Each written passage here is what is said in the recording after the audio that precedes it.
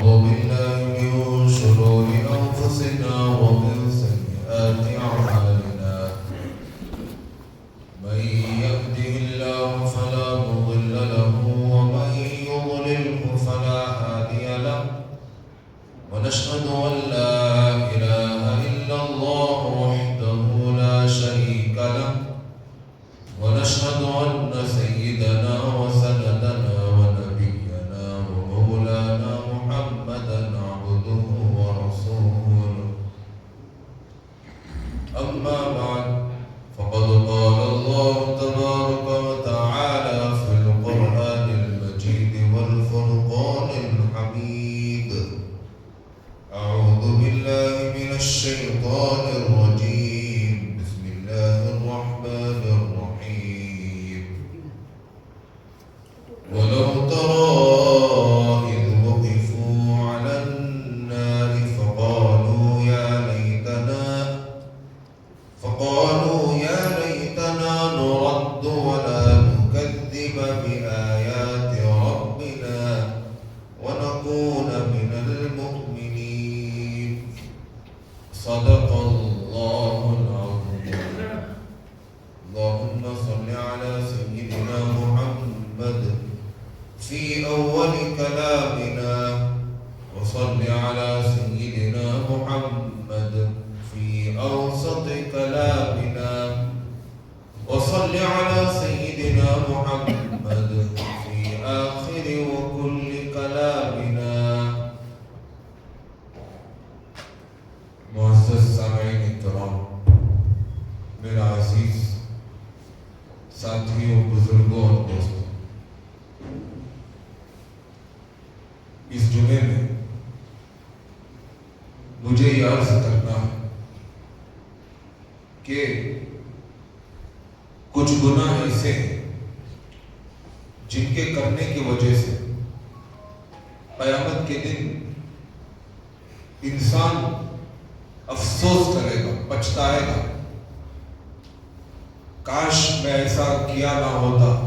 کاش میں ایسا نہیں کرتا۔ اس طرح انسان پچھتائے گا، اور ان گناہوں کو اللہ تبارک و تعالیٰ نے قرآن مجید کے اندر ذکر فرمایا، اور ان گناہوں میں ہم لوگ یا تو انفارچونیٹلی مبتلا ہیں، یا پھر یہ کہ ہم لوگ جان بوجھ کر وہ گناہ کر رہے ہیں۔ سب سے پہلا گناہ جس کی بنیاد پر انسان روز قیامت جو افسوس کرے گا وہ ہے کفر۔ کاش میں مومن ہوتا۔ قرآن مجید کے 7ویں پارے میں اللہ تبارک و تعالیٰ ارشاد فرما رہا ہے وَلَوْ تَرَى إِذْ وُقِفُوا عَلَى النَّارِ، جب تم دیکھو گے کہ ان لوگوں کو جہنم کے پاس کھڑا کیا جائے گا، فَقَالُوا، تو یہ لوگ کہیں گے یا لیتنا نرد ولا نکذب بآیات ربنا، کاش ہم کو دنیا میں واپس بھیج دیا جائے، کاش ہم لوگ اللہ تبارک و تعالیٰ کی آیتوں کا اور اللہ تبارک و تعالیٰ کا ہم انکار نہیں کرتے، ولا نکذب بآیات ربنا ونکون من المؤمنین، اور کاش ہم ایمان والے ہوتے۔ یہ افسوس کریں گے قیامت کے دن۔ اب یہ کفر کیا ہے؟ کفر یہ ہے کہ آدمی چاہے وہ مرد ہو یا عورت، وہ اللہ تبارک و تعالیٰ کا انکار کرتے ہیں،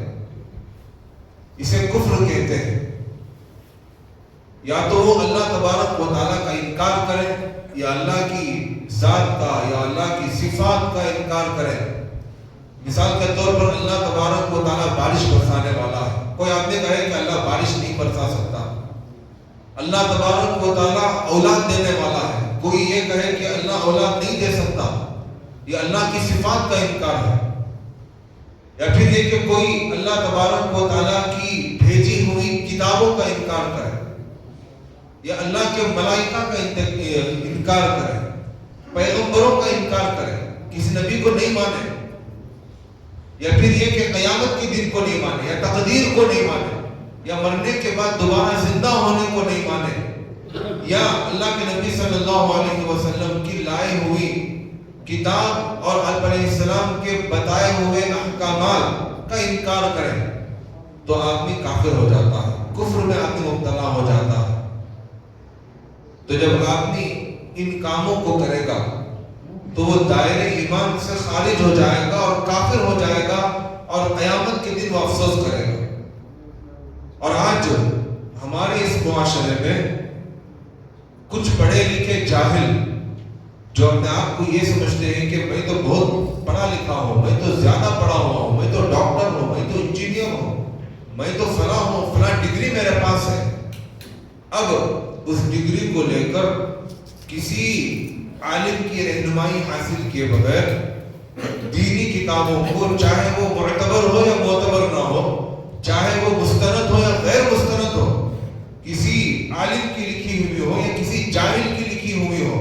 اور اس نے اپنے حساب سے اس کتاب کو لکھا ہوا ہے، اور اس نے اپنے حساب سے اس کتاب کا ترجمہ کیا ہوا ہے۔ اب یہ آدمی گیا، کتاب خریدا اور خود سے مطالعہ کیا، خود سے پڑھ لیا، یہاں کی آیت وہاں فٹ کر دی، یہاں کا ترجمہ وہاں پر فٹ کر دیا، اور اپنے سے احکامات کو بیان کرنا شروع کر دیا، اور آخر میں اللہ تبارک و تعالیٰ کی ذات کا انکار کرنے لگا، اور آخر میں اللہ تبارک و تعالیٰ کے بتائے ہوئے احکامات اور نازل کیے ہوئے اوامرات کا انکار کرنے لگا، اور کفر کے دائرے میں داخل ہو گیا۔ نام کا تو مسلمان ہے، اور کیا ہو گیا؟ کفر میں داخل ہو گیا۔ ایک آدمی کہتا ہے میں مومن ہوں لیکن میں مسلمان نہیں ہوں۔ کچھ بات سمجھ میں آتی ہے، کہہ رہا ہے کہ میں مومن تو ہوں لیکن میں مسلمان نہیں ہوں۔ آدمی یہ کہہ رہا ہے جبکہ وہ حقیقت میں پہلے مسلمان تھا، ایمان والا تھا۔ اب وہ یہ کہتا ہے کہ جب سے میں نے کتابوں کا مطالعہ کیا، مجھے سمجھ میں آیا کہ دنیا میں کوئی خدا ہے ہی نہیں، جسے تم خدا کہتے ہو وہ کوئی خدا ہے ہی نہیں، سب کچھ ہمارے ول پاور کے اوپر ڈیپینڈ ہے، جیسا ہم چاہتے ہیں ویسا ہوتا ہے۔ اس طرح کی باتیں آدمی اور لوگ ہمارے معاشرے میں کہہ رہے ہیں، اور خدا کا انکار کر رہے ہیں۔ اچھے پڑھے لکھے لوگ بھی اللہ تبارک و تعالیٰ کا انکار کر رہے ہیں۔ ابھی آپ احباب سب جانتے ہیں، وہ جو جاوید اختر ہے، مسلمان ہے نام کا، لیکن حقیقت میں وہ خدا کا انکار کر رہا ہے۔ نام تو اس کے مسلمانوں کے فہرست میں داخل ہے، لیکن خدا کا انکار کر رہا ہے۔ ابھی 20 تاریخ کو اس کے ساتھ مناظرہ ہونے والا ہے، ڈیبیٹ ہونے والا ہے۔ آپ احباب کو سننا چاہیے، 11 بجے سے لے کر 1 بجے تک خدا کے ایگزسٹنس آف گاڈ کے عنوان پر ڈیبیٹ ہوگا، یوٹیوب پر لائیو نشر کیا جائے گا۔ آپ احباب جائیں، دیکھیں اور جانیں کہ حقیقت کیا ہے، خدا موجود ہے یا خدا موجود نہیں ہے۔ یہ سارے کے سارے شکوک و شبہات دشمنان اسلام کی جانب سے پیدا کیے جا رہے ہیں۔ اسلام کے دشمن بھی جانتے ہیں کہ خدا موجود ہے،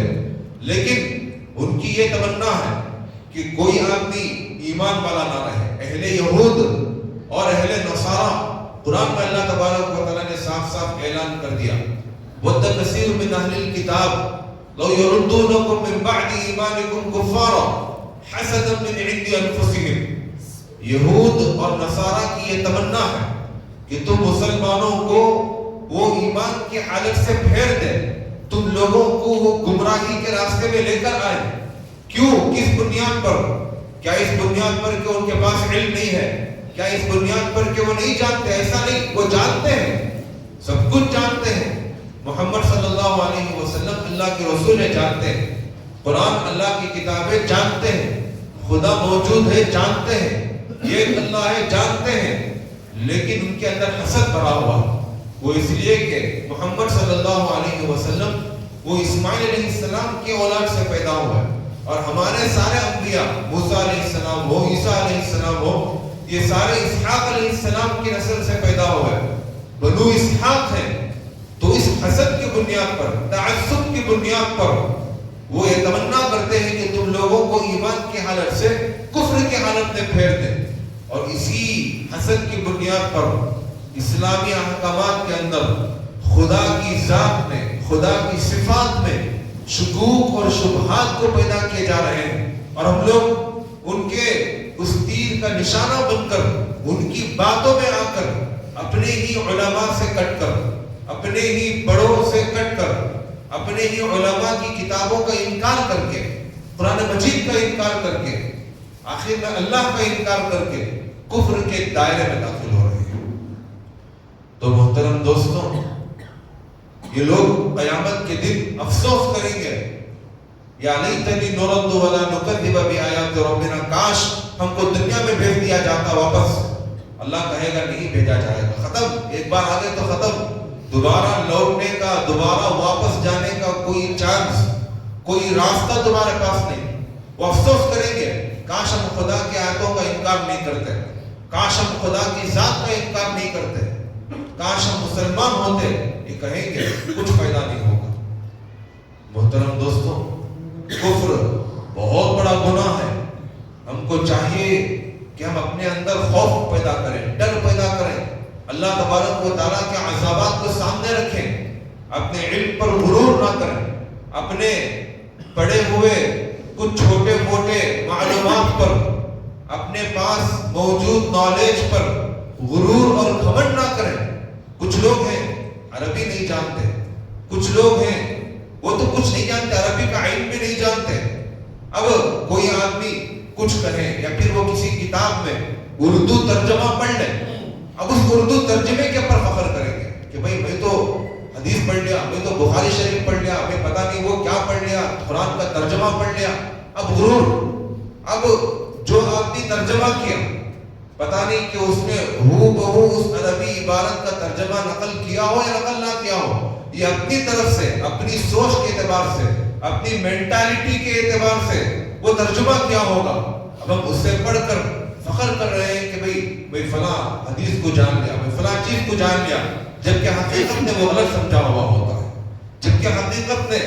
جو آدمی ترجمہ کیا ہوا ہے اس کی ذہنیت کے اعتبار سے وہ سمجھا ہوتا ہے، اللہ کے نبی علیہ السلام کی منشا کو وہ سمجھا ہوا نہیں ہوتا۔ تو محترم دوستوں، اس لیے ہم کو چاہیے جو بھی ہم معلوم کریں اپنے علماء سے معلوم کریں، عربی جاننے والے، عربی پڑھے ہوئے لوگوں سے قرآن و حدیث کے علم کو حاصل کریں۔ اب ہر آدمی دیندار بنا ہوا ہے، کوئی آدمی جبہ شریف پہن لیا، ٹوپی ڈال لیا، اب وہ آیا دین کی بات کو بیان کر رہا، وہ آیا دین کے مسائل کو بیان کر رہا، ڈاکٹر بن گیا، ڈاکٹر بنتے ہی اسے فوراً جو ہے کرسی نہیں دی جائے گی، اسے ٹیسٹ کیا جائے گا، اسے پریکٹس کرنے کے لیے چھوڑا جائے گا، لیبس کو بھیجا جائے گا، بڑے ڈاکٹروں کے ماتحتوں میں رکھا جائے گا، پھر اس کی تحقیق کردہ دواؤں کے ریسرچ کیا جائے گا، پھر اس کے بعد میں جب وہ ریسرچ صحیح ثابت ہوگی اسے ڈاکٹر کا ٹائٹل دیا جائے گا، بعد میں اسے فیلڈ میں کام کرنے کے لیے چھوڑا جائے گا۔ وہ دھڑلے سے اپنے علم کو بیان نہیں کر سکتا۔ کوئی آدمی لائر نہیں ہے، کالا کلر کا کوٹ پہن کر آ گیا، اب جب کالا کلر کا کوٹ پہن کر آ گیا تو کوئی اسے لائر نہیں مانے گا، کوئی اس کی بات کو نہیں لے گا جب تک وہ لائر کی ڈگری حاصل نہیں کیا ہوا ہو، اس کی کتابیں نہ پڑھا ہوا ہو، تربیت یافتہ نہ ہو کسی بڑے لائر کے تحت رہ کر کس طرح کیس کو ہینڈل کرنا ہے، کیسے دلائل کا توڑ کرنا ہے، کیسے دلائل کا جواب دینا ہے، دعوے کو کیسے پروف کرنا ہے، جب تک وہ نہیں سیکھتا اس وقت تک اسے لائر قرار نہیں دیا جائے گا۔ اور کوئی بندہ ایسا ہے کہ جو بندہ مدرسے میں پڑھ کر آیا، وہاں پر رہ کر اپنے استادوں سے ٹریننگ حاصل کر کے آیا، اس کی بات کا اعتبار نہیں، وہی کوئی بندہ انجینئر بن گیا، کوئی ڈاکٹر بن گیا، کوئی لائر بن گیا، دین کا دال بھی معلوم نہیں، ایمان کا الف بھی معلوم نہیں، اب وہ آ کر کوئی دین کی بات بیان کرے، آدمی اس کی بات سنے گا، اس کی بات کو لے گا اور خود بھی دھڑلے سے دین کی بات کو بیان کرے گا، جبکہ حدیث میں اللہ کے نبی علیہ السلام نے ارشاد فرمایا، من کذب علی متعمدا فلیتبوأ مقعدہ من النار، جو کوئی بندہ غلط بات میری طرف منسوب کر کے بیان کرے، جانے بغیر لا علمی میں وہ میری طرف منسوب کر کے بیان کرے، اپنا ٹھکانہ وہ جہنم میں بنائے۔ آپ علیہ السلام نے صاف صاف اعلان کیا، اس اعلان کے باوجود دین کے معاملے میں، قرآن کے معاملے میں، احادیث کے معاملے میں ہم لوگ احتیاط نہیں برتتے، گھر کے اندر بھی ہم لوگ اپنی بیوی کو معاف کرنے کے لیے، اپنی بیوی کو کنٹرول میں رکھنے کے لیے، اپنے بچوں کو، اپنے ماتحت رہنے والے لوگوں کو کنٹرول میں رکھنے کے لیے کوئی بات اپنی طرف سے بیان کر کے اس بات کو ہم یہ کہتے ہیں کہ یہ بات حدیث میں ہے، اس بات کو ہم یہ کہتے ہیں کہ یہ بات قرآن میں موجود ہے، جبکہ وہ بات نہ حدیث میں ہے، جبکہ وہ بات نہ قرآن کے اندر موجود ہے، صرف اس لیے کہ اپنی وزنداری باقی رہے، اپنے ماتحت رہنے والے لوگ اس کی بات کو مانیں، اس لیے قرآن و حدیث کی طرف منسوخ کر کے اپنی طرف سے بات بیان کر دیتے ہیں۔ ان لوگوں کو کان کھول کر سننا چاہیے اور اس بات کو سمجھ لینا چاہیے، یہ بہت بڑا گناہ ہے، یہ ایسا گناہ ہے کہ آدمی اپنے پیر پر خود کھلاڑی مار رہا ہے اور اپنا ٹھکانہ اپنی جہنم میں بنا رہا ہے۔ اور کچھ لوگ وہ ہیں جو اپنی تنظیم کو، اپنی جماعت کو بڑھانے کے لیے، اپنی جماعت کے پاور کو دکھلانے کے لیے اور اس بات کو ثابت کرنے کے لیے کہ میں جس تنظیم میں ہوں، جس جماعت کو میں فالو کر رہا ہوں، وہی جماعت برحق ہے، وہی تنظیم صحیح ہے، اس بات کو ثابت کرنے کے لیے قرآن اور حدیث کا سہارا لیتے ہیں۔ سہارا لینا کوئی گناہ نہیں، اور سہارا لے کر اس میں غلو کرنا گناہ ہے، اس میں غلو کر کے اور اس کے اندر اپنی طرف سے موضوع روایتوں کو بیان کر کے اسے ہی صحیح ثابت کرنا، یہ بہت بڑا گناہ ہے اور اپنا ٹھکانہ جہنم میں بنانا ہے۔ تو محترم دوستوں، یہ ساری کی ساری چیزیں کفر ہیں۔ جو باتیں آپ علیہ السلام نے بیان کیا اس کا انکار کرنا، جو باتیں آپ علیہ السلام نے بیان نہیں کیا اس بات کو ماننا، جن باتوں کو اللہ تبارک و تعالیٰ نے قرآن کے اندر بیان کیا اس کا انکار کرنا، اور جن باتوں کو اللہ نے کہا ہی نہیں اس بات کو اللہ کی طرف منسوخ کر کے اپنی طرف سے بیان کرنا، یہ سب کفر کے اندر داخل ہے۔ آدمی اس بنیاد پر ایمان سے خارج ہو جائے گا ایک وقت، اور کفر کے دائرے میں داخل ہو جائے گا۔ وقت یہاں تک آئے گا کہ آدمی کفر کی حالت میں اس دنیا سے چلا جائے گا۔ تو محترم دوستوں، احتیاط برتنے کی ضرورت ہے۔ جو کہہ رہے اپنی زبان سے سوچ سمجھ کر الفاظ کو نکالنے کی ضرورت ہے۔ ایک حدیث میں آپ علیہ السلام نے ارشاد فرمایا، کچھ باتیں ایسی ہیں آدمی دھڑلے سے اپنی زبان سے کہے گا، اسے احساس بھی نہیں ہوگا کہ اس نے کیا کہا اپنی زبان سے، اس کی بنیاد پر، ان کلمات کی بنیاد پر آدمی جہنم کے گڑھے میں جا کر گر جائے گا، اسے احساس بھی نہیں ہوگا۔ کچھ کلمات ایسے ہیں کہ آدمی اپنی زبان سے کہے گا لیکن اسے احساس نہیں ہوگا، اور ان کلمات کی بنیاد پر، ان کلمات کے کہنے کی وجہ سے آدمی اللہ تبارک و تعالیٰ کے قریب ہو جائے گا۔ اس لیے آپ علیہ السلام نے ارشاد فرمایا، تم لوگ جو بھی کہو سوچ سمجھ کر کہو، پہلے تولو بعد میں کہو۔ ایسا نہیں کہ آدمی پہلے کہہ رہا ہے بعد میں بیٹھ کر سوچ رہا کہ میں نے کیا کہہ دیا، بعد میں بیٹھ کر تول کر دیکھ رہا میں نے ایسا کیوں کہا، اب کہنا چاہیے تھا، میں نے کیا کہہ دیا۔ یہ غلط ہے، پہلے تول لو پھر اس کے بعد میں کہو۔ الغرض کفر یہ ایسا گناہ ہے کہ آدمی قیامت کے دن افسوس کرے گا، اور اس کا افسوس کرنا بالکل بیکار ہوگا۔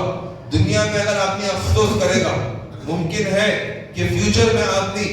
اس گمشدہ چیز کو حاصل کر لے، فیوچر میں آدمی جو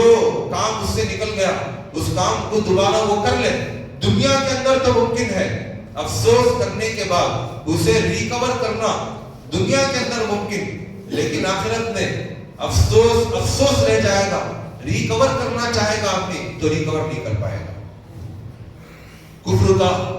وبال کیا ہے، کفر کی سزا کیا ہے؟ قرآن مجید میں اللہ تبارک و تعالیٰ ارشاد فرماتے ہیں،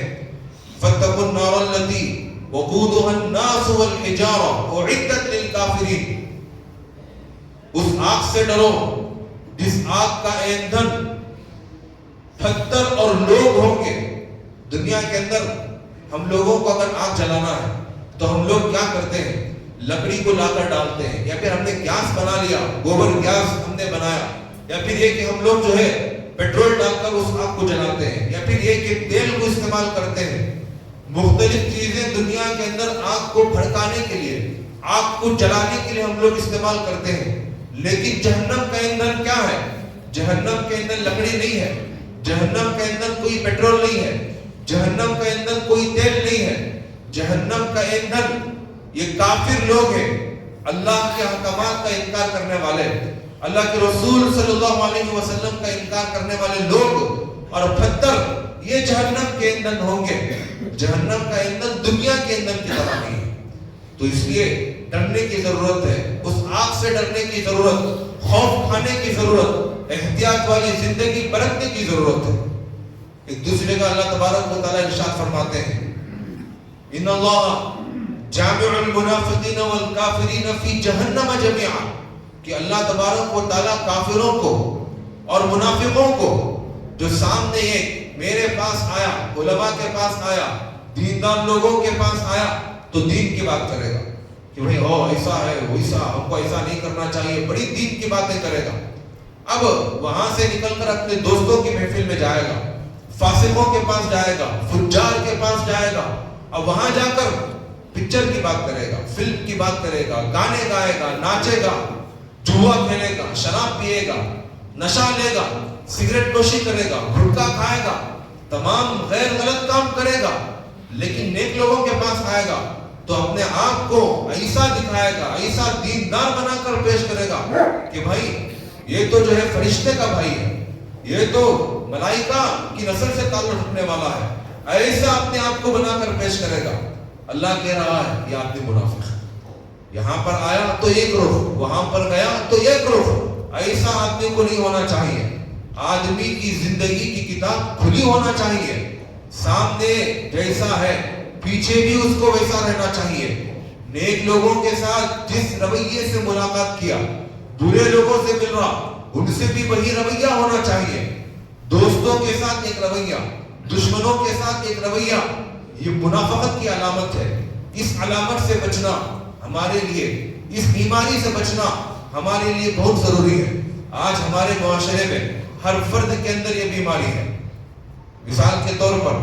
کوئی آدمی کسی کے یہاں مہمان بن کر گیا، مثال کے طور پر، اب اس آدمی کو کسی جگہ کام بھی تھا اس علاقے میں، ایک آدمی رہتا ہے سمجھنے کے لیے کنگیری میں، اب وہ گیا کام سے چٹپٹنا کو، کام کر رہا ہے وہاں پر، گیا تو اصل کام سے، اتفاق سے کسی رشتہ دار سے ملاقات ہو گئی۔ اب آدمی اس رشتہ دار کے گھر چلا گیا، ابھی وہ چونکہ دیکھ لیا، رشتہ دار کے گھر پہنچ گیا، وہ پوچھا کیسا آنا ہوا یہاں پر؟ اب آدمی کہہ رہا، جھوٹ بول رہا، میں تو تمہارے سے ملنے کے واسطے آیا سو، میں آپ سے ملاقات کرنے کے واسطے آیا سو، کیا بھی کام نہیں کر دوسرا نہیں، میں نے کیا بھی کام نہیں، تم سے ملنے کے واسطے آیا سو۔ جبکہ حقیقت میں یہ آدمی اس رشتہ دار سے ملاقات کرنے کے لیے نہیں گیا، گیا تھا کسی اور کام سے، لکڑی خریدنا تھا، کھلونے خریدنے تھے، اس کے لیے گیا تھا۔ اتفاق سے رشتہ دار مل گیا، دوست مل گیا، اس کے یہاں چلا گیا۔ اب جب وہ پوچھ رہا تو اس کے سامنے جھوٹ بات کو بیان کر رہا۔ اللہ تبارک و تعالیٰ کہتا ہے کہ یہ منافقت ہے، یہ منافقت ہے، اس نفاق سے بچنا ضروری ہے۔ ہماری زندگی کی کتاب کھلی ہونا چاہیے، سچ بولنا ہے، جھوٹ ہرگز بھی نہیں بولنا، جو بھی ہو سچ بولنا ہے۔ جھوٹ بولا اور کیا کچھ، یہاں پر کچھ کیا وہاں پر کچھ کیا، اسی کو اللہ کہہ رہا ہے کہ نفاق۔ اور ایسے منافق کو اللہ تبارک و تعالیٰ کافروں کے ساتھ اکٹھے کر کے جہنم میں داخل کرے گا۔ تو محترم دوستوں، ہمارے معاشرے کے اندر ہم میں کا ہر ایک آدمی اس بیماری میں مبتلا ہے۔ ایسی بیماری سے بچنا، اور اسی غلیظ بیماری کی وجہ سے، اسی نفاق کی وجہ سے، اسی منافقت کی وجہ سے ہمارے دلوں کے اندر دشمنیاں پیدا ہو رہی ہیں، ہمارے دلوں کے اندر نفرتیں پیدا ہو رہی ہیں، ہمارے دلوں کے اندر کدورتیں پیدا ہو رہی ہیں، اور ہم لوگ آپس میں ایک دوسرے سے دور ہوتے جا رہے ہیں۔ ایک رشتہ دار، ایک بھائی دوسرے بھائی کے چہرے کو دیکھنا پسند نہیں کرتا، ایک دوست دوسرے دوست کے چہرے کو دیکھنا پسند نہیں کرتا، اسے بات کرنا پسند نہیں کرتا۔ اسی جھوٹ کی بنیاد پر، اسی نفاق کی بنیاد پر اس بیماری کو ختم کرنا، معاشرے کے اندر اتفاق اور اتحاد کو پیدا کرنا، دلوں کو صاف کرنا، یہ ہمارے لیے بہت ضروری ہے۔ تو محترم دوستوں، کفر بہت بڑا گناہ ہے، اور دوسرا گناہ شرک یہ وہ گناہ ہے کہ جس کی بنیاد پر قیامت کے دن آدمی افسوس کرے گا، حسرت کرے گا، کیا کہے گا؟ یقول یا لیتنی لم اشرک بربی احدا، کاش میں اپنے پروردگار کے ساتھ کسی کو شریک نہیں ٹھہراتا۔ شرک کا کیا مطلب ہے؟ کفر کا مطلب ہے انکار کرنا، ماننا ہی نہیں۔ شرک کا مطلب یہ ہے اللہ تبارک و تعالیٰ کو تو ماننا، لیکن اللہ تبارک و تعالیٰ کے ساتھ کسی اور کو بھی شریک کرنا، یہ ہے شرک۔ شرک کی 3 قسمیں بیان کی جاتی ہیں۔ ایک ہے شرک فی العبادات، اللہ تبارک و تعالیٰ کی جو ہم لوگ عبادت کرتے ہیں، اس عبادت میں جو عبادت کے خالص اللہ تبارک و تعالیٰ کے لیے خاص ہے، کسی اور کو ہم عبادت میں شریک نہیں کر سکتے۔ ایسی عبادت میں ایک دوسرے آدمی کو شریک کرنا،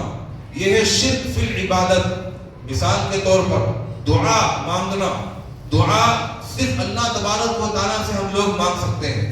کسی پیر سے، کسی ولی سے، کسی نبی سے، کسی پیغمبر سے، کسی انسان سے ہم لوگ جو ہے دعا نہیں مانگ سکتے۔ وسیلہ مانگ سکتے ہیں ان کے وسیلے کے ذریعے سے، لیکن ڈائریکٹلی ہم جا کر انہی سے ہم لوگ دعا نہیں مانگ سکتے۔ دعا مانگنا یہ صرف اور صرف اللہ تبارک و تعالیٰ کی ذات کے ساتھ خاص ہے، صرف اللہ سے آدمی مانگ سکتا ہے۔ اب اگر کوئی بندہ کسی آدمی کے پاس جا کر دعا مانگے گا تو یہ اللہ تبارک و تعالیٰ کی عبادت میں شرک کرنا ہے۔ اسی طرح سجدہ کرنا، سجدہ آدمی صرف اللہ تبارک و تعالیٰ کے آگے جھک سکتا ہے۔ اب مسجد میں سب لوگ اکٹھے ہو گئے، مثال کے طور پر کوئی بہت بڑا بادشاہ ہے، اس بادشاہ کا نام لے کر، بہت بڑا آدمی ہے، اس بڑے آدمی کا نام لے کر اگر کوئی آدمی سارے لوگوں کو جھکانا چاہے، سارے لوگوں کو سجدہ کرانا چاہے تو کوئی آدمی نہیں جھکے گا، لیکن وہی اللہ اکبر اگر کہہ دیں، اللہ کا نام لے لیں تو سارے کے سارے سجدے میں گر جائیں گے، اللہ کے نام پر سارے جھکنے کو تیار ہو جائیں گے، کسی اور کے نام پر جھکنے کو تیار نہیں۔ تو سجدہ کرنا یہ صرف اور صرف اللہ تبارک و تعالیٰ کے لیے خاص ہے۔ اگر کوئی بندہ اللہ تبارک و تعالیٰ کے علاوہ کسی اور کا سجدہ کرے گا، بعض لوگوں کے بارے میں یہاں تک سننے میں آیا کہ وہ عید کے موقع پر یا کسی اور موقع پر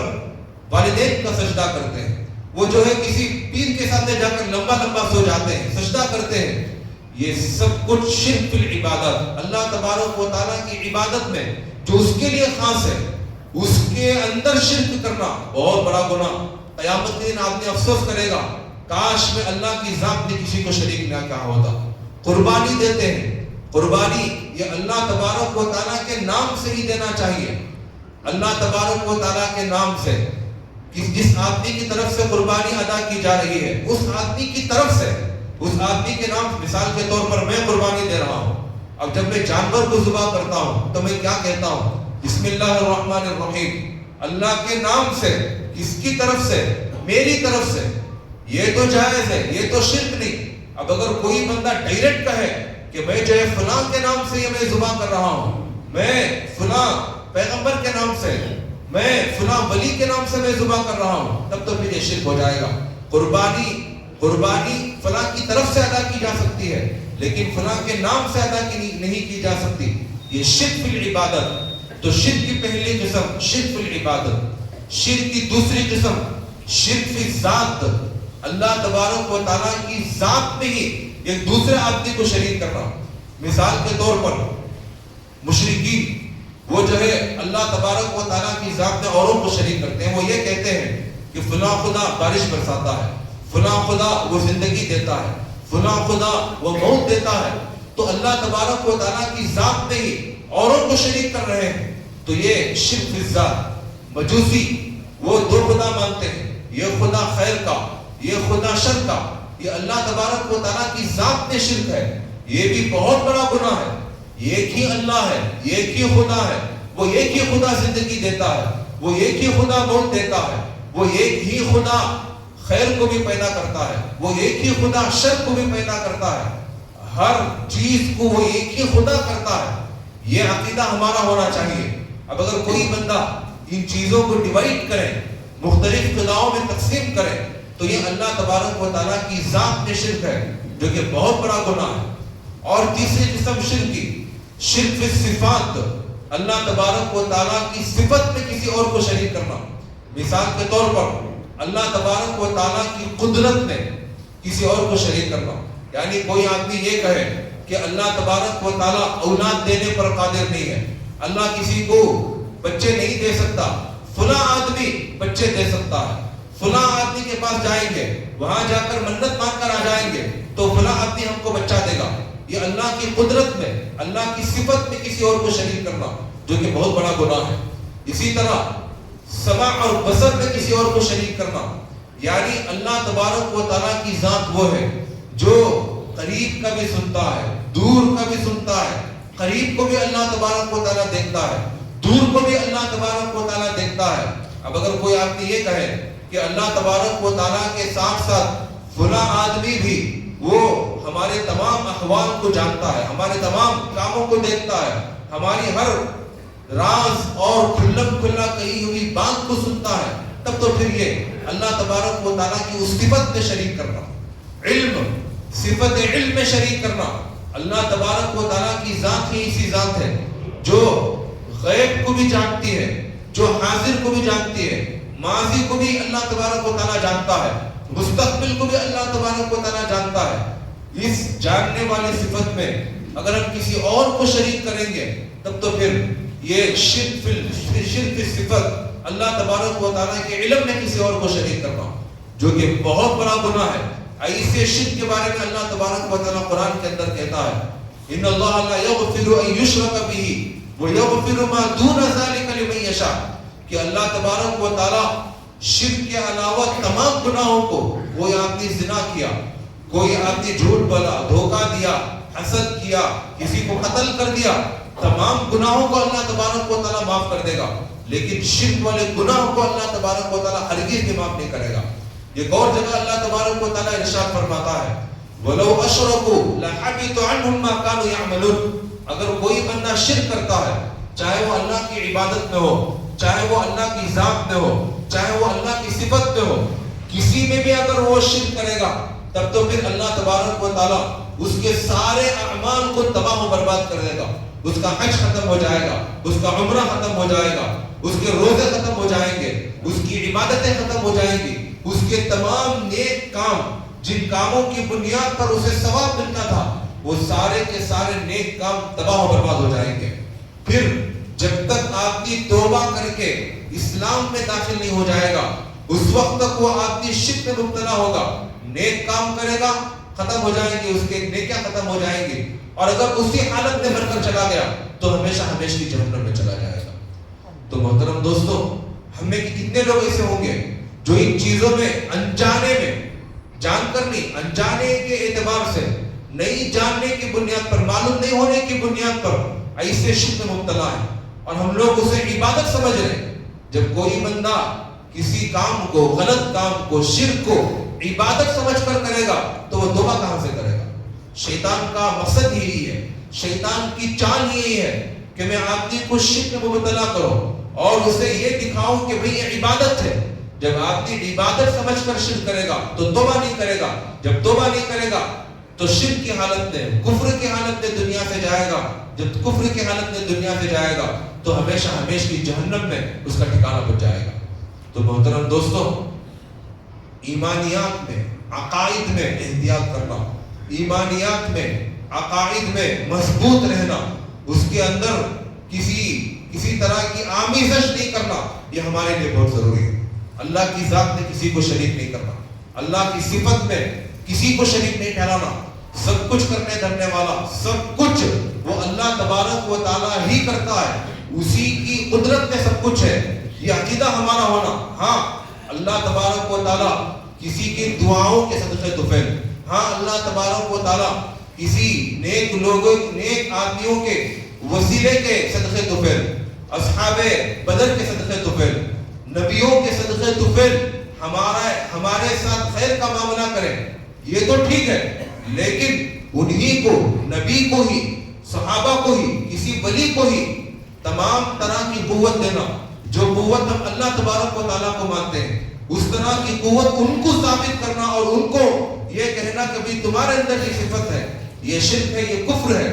ایسے عقیدے سے اپنے آپ کو بچانا یہ ہمارے لیے بہت ضروری ہے. ورنہ ہم نام کے مسلمان رہیں گے، ورنہ ہم دکھیں گے مسلمان، پہنیں گے جبہ شریف، پہنیں گے سر کے اوپر ٹوپی، نام کے مسلمان ہیں، لیکن حقیقت میں اللہ کی اس رجسٹر میں ہمارا نام مسلمانوں کی فہرست سے نکال کر